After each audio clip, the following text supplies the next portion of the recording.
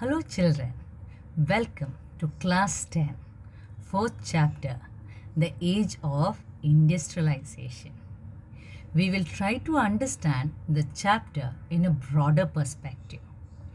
We will see when and how this age, that is the age of industrialization, began, and also what were the factors that influenced the beginning of industrialization.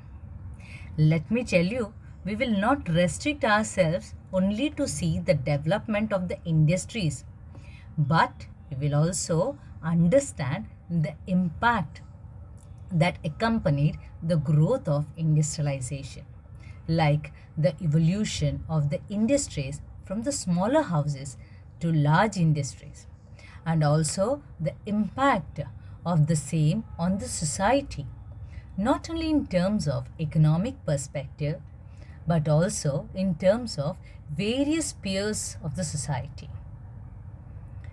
First, children, we will try to understand the impact of industrialization in Western perspective, that is in Europe, or we can say in Britain, in terms of mechanization and workers. Then in Indian perspective, in terms of colonies and weavers. We will also see what messages are given by certain images in connection to the development of the industries. Then we will try to find out whether the industries can still be glorified. There are two paintings, that is the Dawn of Century and the Two Magicians. Now, in the year 1900, E.T. Paul, he produced a music book that had a picture of the cover page of the dawn of the century, that is the rising of the century, or we can say a new time period. Now, you will find that at the center, there is a picture of goddess-like figure, that is the angel of progress, bearing the flag of the new century. She is gently perched on the wheel here, right, with the wings, symbolizing time. Her flight is taking her to the future, floating about, and behind her you will find the signs of progress, like the railways, then you have cameras, you have machines, printing press, factories, and so on. Now in the next picture, it is the picture of two magicians. The two magicians. This picture appeared on the cover page of the Trade magazine. Now, what does this picture depict? The glorification of machines and technology is marked more specifically in this picture. The first one at the top is Aladdin from Orient world. Aladdin is shown representing East and the past, because here he is a person who has built the palace with his magical lamp. Whereas the one at the bottom, this particular painting, the one at the bottom, is the modern mechanic, this person, who with his new modern tool, that is this one, weaves a new magic, like he builds the bridges, ships, towers, then high-rise buildings, and so on. The mechanic here stands for the West and modernity, that is the Western world. These images offer us a triumphant account or a glorification of the modern world. It gives us the message that the modern world is associated with rapid technological changes and innovations, machines and factories, railways and steamships, and so on. So, we can say the history of industrialization became simply a story of development, and the modern age appears as a wonderful time of technological progress. Like children in our childhood, we had only DD channel, that is the Doordarshan channel, and an antenna at a rooftop. There were no satellite channels, but few serials like Star Trek were telecast even in those days, which showed a modern technology depicting our future.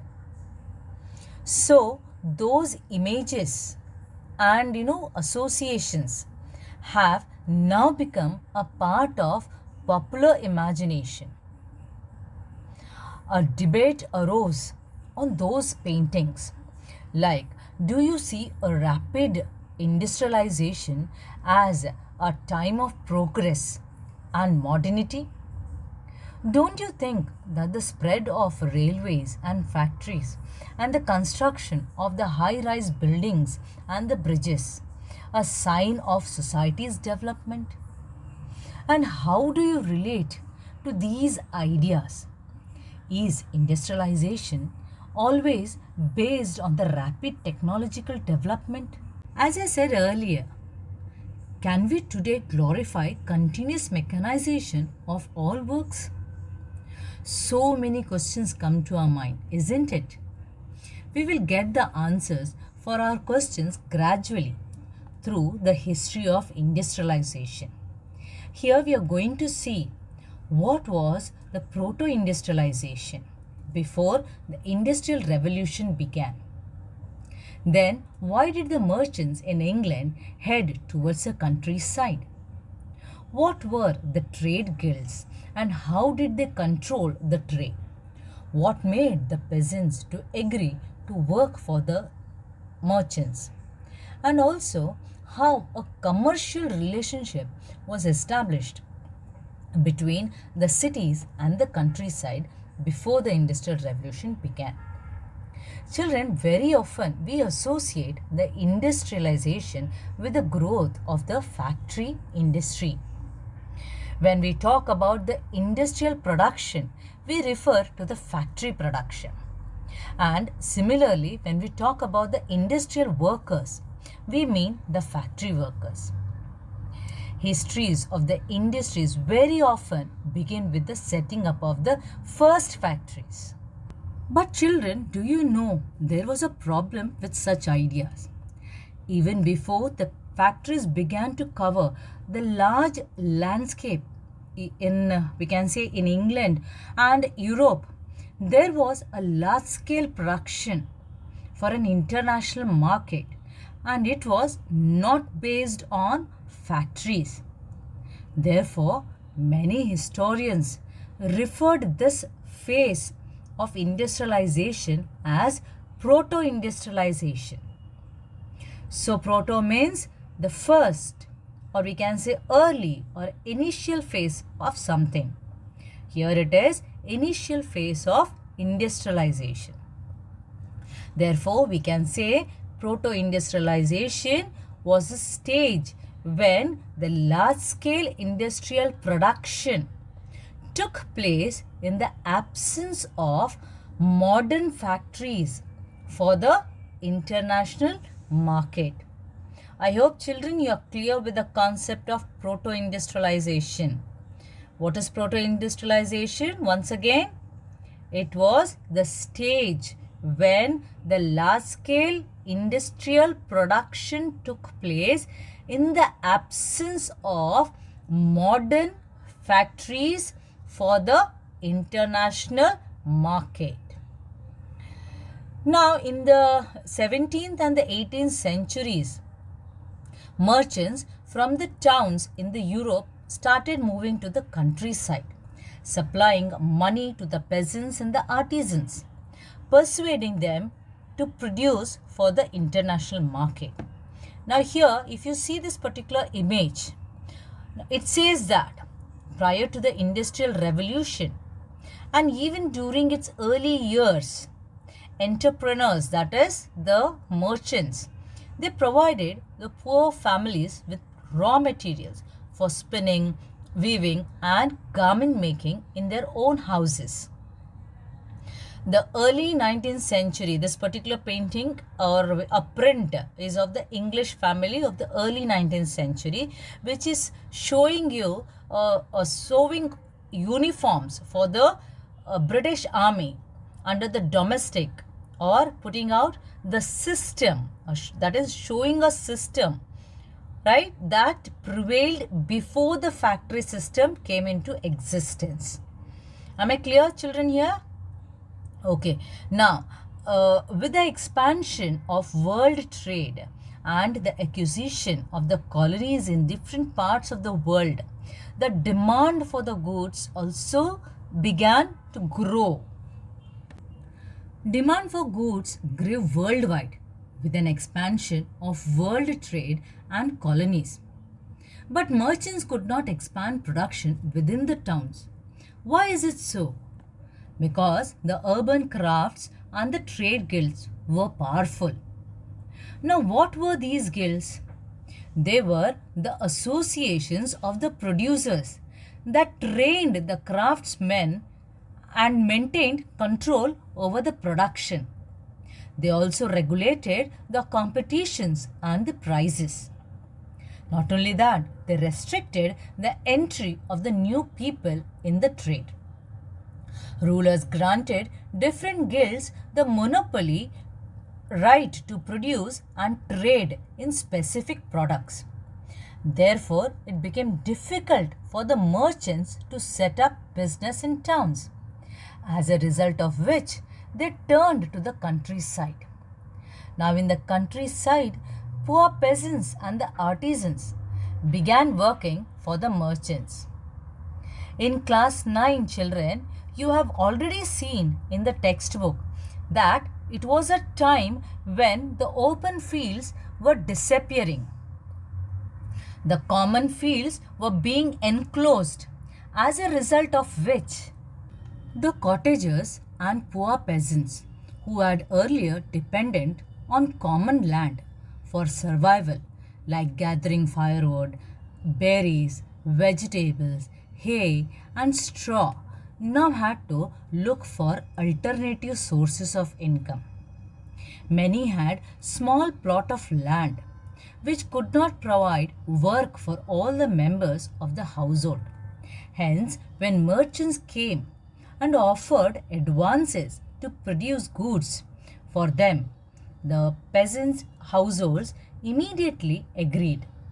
The advantage was by working for the merchants, they could remain in the countryside and continue to cultivate their small plots. Income from proto-industrial productions supplemented their shrinking income from cultivation. It also allowed them a full use of family labor resources. All this resulted in the development of a system of close relationship between the town and the countryside. How was it possible? Actually, merchants were based in towns, but their works were done in the countrysides. Now the question is, how did the whole process take place? A merchant or clothier in England purchased wool from a wool stapler. Now you must be thinking, who is this wool stapler? A person, right, who staples or sorts the wool according to its fiber. You can see here this person, here this person. You can see how they are, piling up all those things, right? They are sorting out the wool, right, as per the quality of the fiber. Clear? Then it is carried to the spinners, right? From the stapler, it goes to the spinners, right? Can you see here? She is doing the spinning. The yarn is spun, or we can say the thread is spun, right?